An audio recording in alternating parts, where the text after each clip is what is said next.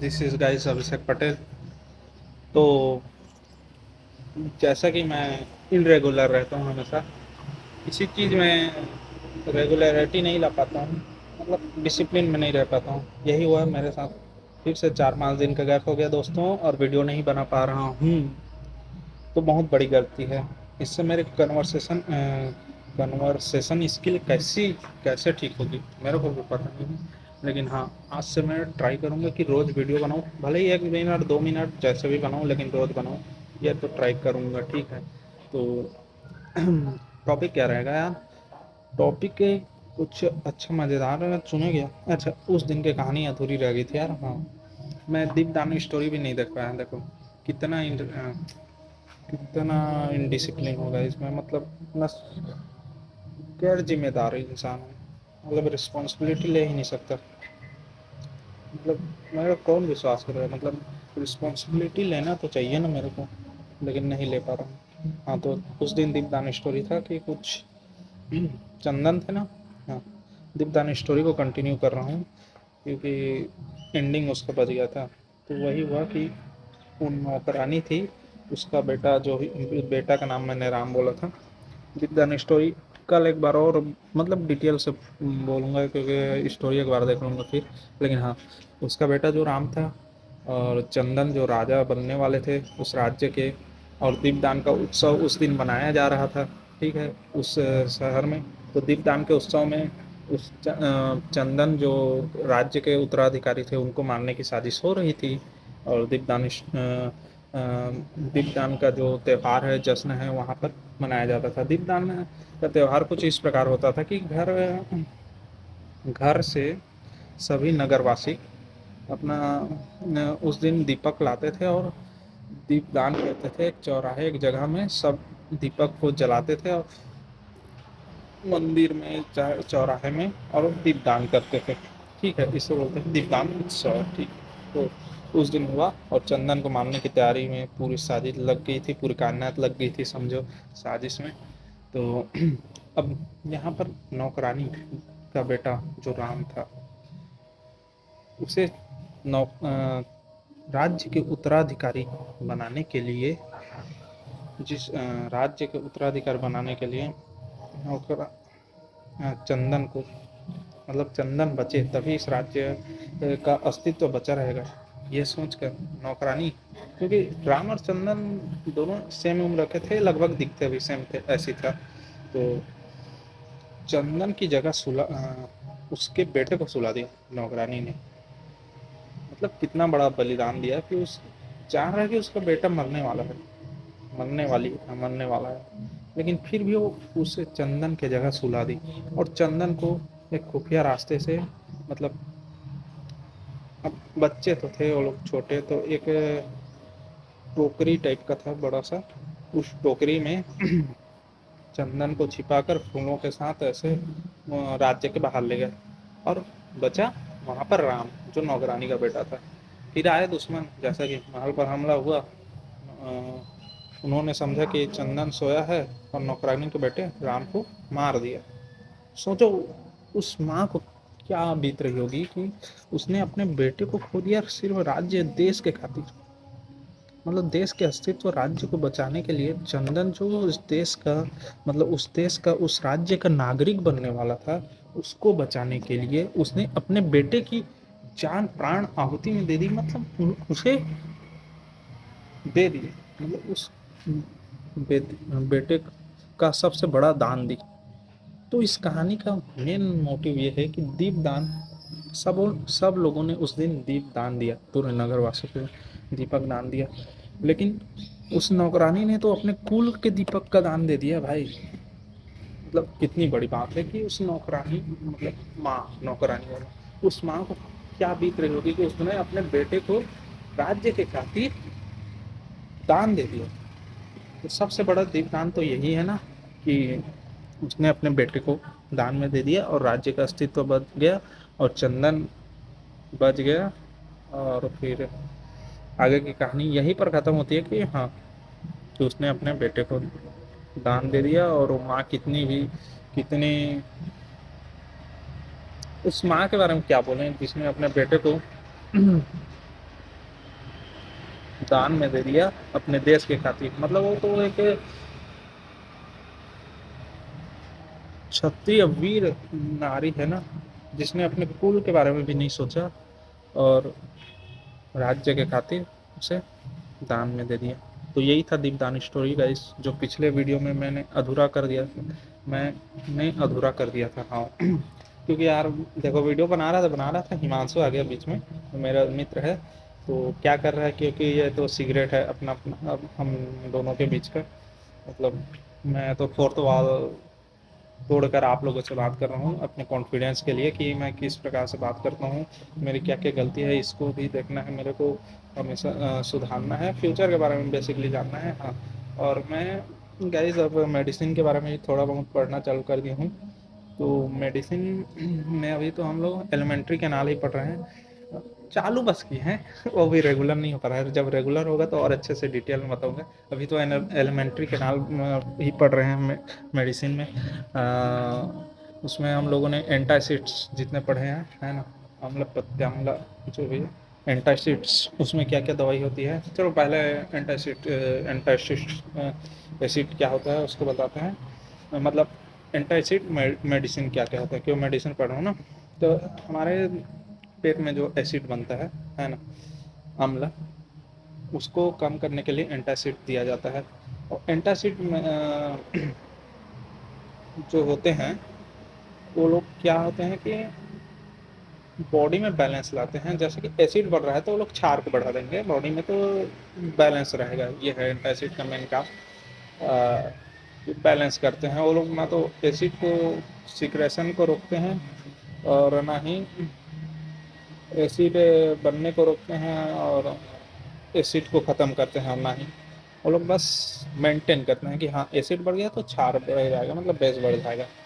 तो इसमें आते हैं क्या क्या दवाई आते हैं, मैं रिकॉल कर रहा हूँ ना।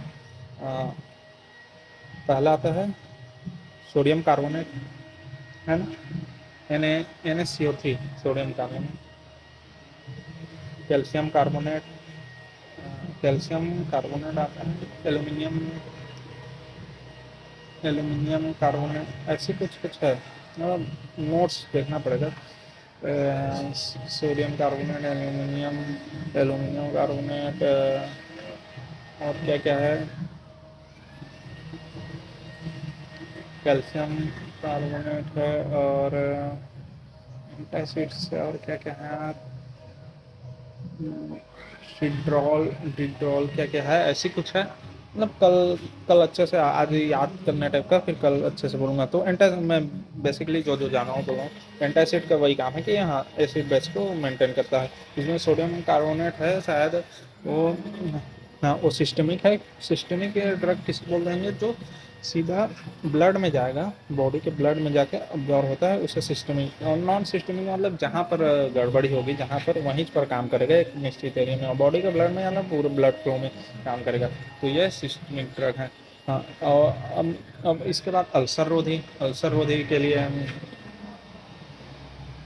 आते हैं सेकेंड दवाई, रिनीटिडिन। टिडिन फार्मूला वाले आते हैं, रिनीटिडिन, एनिटिडिन, और क्या क्या है ना, डाइसाइक्लोमाइन। डाइसाइक्लोमाइन वो है कि पेट में अल्सर तो बनता रहता है।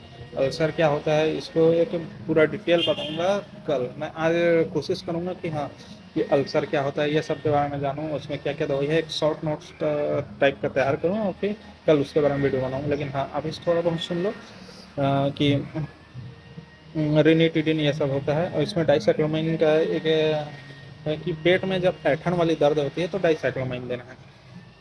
हाँ ये है। और डोज पोज ये सब तो देखना पड़ेगा, क्योंकि उतना याद नहीं है कि एक बार बस पढ़े, बस है रीडिंग बस कर रहे हैं, ठीक है। उसके बाद डाइसाइक्लोमाइन है। अब प्रोटॉन पंप इनहिबिटर, इसमें जोल जोल वाले जितने जितने टेबलेट आते हैं। प्रोटॉन पंप इनहिबिटर क्या होता है, देखो वो होता है जो जो शरीर से एसिड सीक्रेट हो रहा है ना, है ना, एसिड सीक्रेट हो रहा है जहाँ से बाहर निकल रहा है एसिड, तो वो उस प्रोटॉन पंप को इनहिबिट यानी दबा देता है, जिससे कि वो एसिड सिक्रेशन को बंद कर देता है, ठीक है। एसिड सिक्रेशन को बंद कर देता है तो एसिड आएगा नहीं। तो ये है प्रोटॉन पंप इनहिबिटर वाले ड्रग्स इसमें आते हैं जोल जोल वाले, जैसे पेंटापोनाजोल, ओमिपेराजोल, डोमपेरिडोन, ये सब आते हैं, ठीक है। उसके बाद कल हम लोगों ने पढ़ा है अल्सर प्रोटेक्टिव ड्रग। इसमें क्या होता है कि जो अल्सर हुआ रहता है उसमें एक लेयर ड्रग लेयर जमा देते हैं, जिससे एसिड तो निकलते रहेगा लेकिन हाँ लेयर एक जमा देगा, तो पेट को उतना फर्क नहीं पड़ेगा कि हाँ सुरक्षा टाइप का थोड़ा सा ये कर दे रहेगा। तो ये है अल्सर प्रोटेक्टिव ड्रग। तो इसमें क्या क्या तो पढ़े थे यार कल, सल्फेट क्या तो था, सिलिफेट और एक ऐसे दो तीन ठोक था, वो तो कल बनाएंगे। तो हाँ अभी तक तो इतना ही मेडिसिन पढ़ा हूँ मैं। एलिमेंट्री के नाम खत्म होगा फिर आगे पढ़ते जाएंगे, तो ये मेडिसिन के बारे में कुछ कुछ है ना। हाँ अब स्पोर्ट्स के बारे में थोड़ा कर लेते हैं यार। कैंपनू, चलो फुटबॉल से चल करते हैं। कैंपनू बार्सिलोना, माय फेवरेट टीम। आप तो बार्सिलोना का टी शर्ट नहीं पहना हो तो हाँ कैंपनू तैयार होने वाला है। ये बार्सिलोना का बेसिकली होम ग्राउंड है, और यहाँ पर लियोनल मेसी विजिट करने आया था भाई, तो बहुत बड़ी बात है। 4 साल बाद, मतलब 2021 में लियोनल मेसी तो बार्सिलोना छोड़ दिया था, है ना। उसके बाद आया है कैंपनू रिटर्न होके, तो ये थोड़ा बहुत इमोशनल वाला सिचुएशन था। हाँ और मेरी फेवरेट टीम यार आईपीएल की, अब आईपीएल की बात करते हैं। आईपीएल की मेरी फेवरेट टीम है सीएसके। और सीएसके क्या कर रही है भाई, क्या कर रही है, मतलब रविंद्र जडेजा को रिटेन नहीं कर रही है यार। संजू सैमसन और कुछ कुछ के लिए नेगोशिएशन कर रहे हैं राजस्थान रॉयल के साथ। मतलब क्या करना चाहते हो भाई सीएसके आप लोग। मतलब रविंद्र जडेजा जैसा प्लेयर जिसने आपको इतना सारा कुछ दिया, इतना जिताया, टीम के लिए कुछ भी करने को तैयार है, वो प्लेयर को आप लोग हटा रहे हो भाई। 2023 फाइनल तो रविंद्र जडेजा के बिना जीत ही नहीं सकते थे, ये सबको पता है। हम लोग को पता है, आपको भी पता है ना। लेकिन क्या करें यार सीएसके भाई, एक तो 2 साल से ये लोग टीम इतना घटिया बना रहे हैं, क्या बोले। मतलब कुछ भी कर रहे हैं। हाँ मेरे को लग रहा है यार सीएसके वालों में थोड़ा सा तो ईगो आ गया है कि हाँ भाई हम लोग आईपीएल की एकदम बहुत सक्सेसफुल टीम है, तो कुछ भी करेंगे वो सही होगा। लेकिन कुछ भी करने से थोड़ी सही होता है भाई। ऐसे ऐसे हम ट्रीटमेंट तो सुरेश रैना के साथ ही किए थे उन लोगों ने। जब कि देखो सुरेश रैना के साथ क्या किया था, उन लोगों के पास पर्स बचा था। सुरेश रैना का बेसिक प्राइस था लगभग 1-2 करोड़, और सीएस के पास बचा था 2 करोड़, फिर भी उन्होंने पैडल नहीं उठाया, मतलब जाने दिया। चिन्ना था सुरेश रैना ने, क्या नहीं किया सीएसके के लिए भाई, बहुत कुछ किया। लेकिन नहीं, वो ईगो आ जाता है भाई बीच में।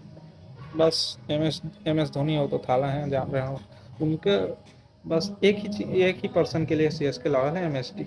बस उसके अलावा कोई कितना भी उस टीम के लिए कर ले, लॉयल्टी नहीं दिखाते यार। ये मेरा सबसे बड़ा ना कंसर्न है सीएसके टीम मैनेजमेंट वालों से, कि वो लोग जिस प्रकार से डिसरिस्पेक्ट करते हैं अपने सीनियर प्लेयर का, ये ठीक नहीं है। ये कहीं ना कहीं सीएसके को कहीं ना कहीं लेके डूबेगा।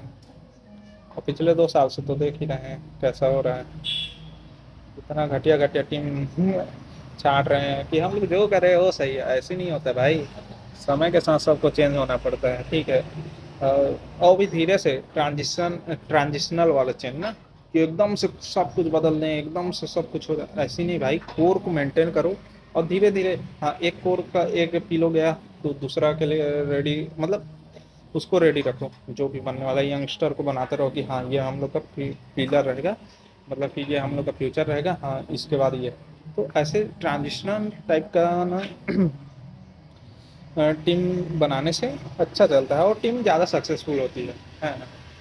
तो यही है, मैं तो सीएसके को क्या ही बोलूँ यार, है ना। तो ये सब कुछ चल रहा है स्पोर्ट्स में। सीएसके अब क्या ही करती है देखते हैं। अभी कंफर्मेशन तो नहीं आया है जडेजा वडेजा की तरफ से, लेकिन हाँ कि इतना तो फिक्स है कि जडेजा को लोग ट्रेड करने वाले हैं राजस्थान रॉयल के साथ। देखते हैं। वैसे भी जडेजा 2 ही टीम से तो खेले हैं, राजस्थान रॉयल सीएसके। तो जडेजा का होम कमिंग भी हो सकता है, राजस्थान आ गए तो, है ना। चलो देखते हैं क्या होगा। तो यही था, यहीं तक था अपडेट। मैं कैमरा में देख के अच्छे से बात कर पा रहा हूँ कि नहीं, ये भी मेरे को देखना है ना। तो यहीं तक था, जो भी था जैसा भी था आज के लिए बस इतना ही गाइस। और कल मिलते हैं फिर से। अब मैं ट्राई करूँगा इस बार रोज रेगुलर वीडियो बनाऊँगा गाइस, ठीक है। Thank you.